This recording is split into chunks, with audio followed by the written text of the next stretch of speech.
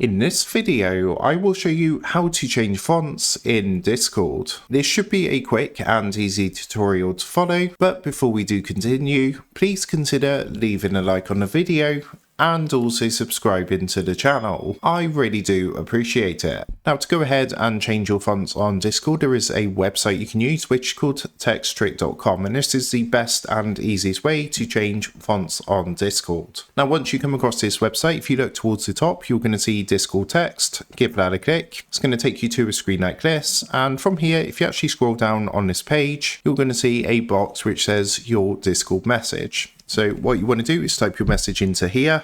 And once you've typed your message, if you look underneath, we've got some different options. So you can see we've got fancy fonts, we've also got colours, which as you can see I've used previously to change the colour of the text. But of course in this tutorial, we're going to be changing the font. So we're going to click onto fancy fonts. Then what you're going to want to do is scroll down and you're going to see all the different fonts available. So all you need to do is select the one that you want to use. So let's go ahead and select the circled one here. Now to use this, all you need to do is come to the right hand side and you're actually going to see a blue copy button. So if you actually give that a click, it's going to copy this text. Then all you need to do is come back to Discord, come to the message box at the bottom, paste that into here and hit enter. As you can see, just like so, it's gone ahead and pasted our text with the changed font, and we can repeat this for other ones as well. So come back, click onto the copy button, for example for the double struck font, and what I'm going to do is come back, paste that into the message box, hit enter, and as you can see again it's changed the font. So that is how to change fonts in Discord. With that being said, I hope this quick tutorial did help you out today, and if this did help you out, I would really appreciate it if you was to consider dropping down below the video, leaving a like, and also subscribing to the channel. With that being said, I just want to take a minute to thank you guys for watching this quick tutorial, and I will see you in the next video.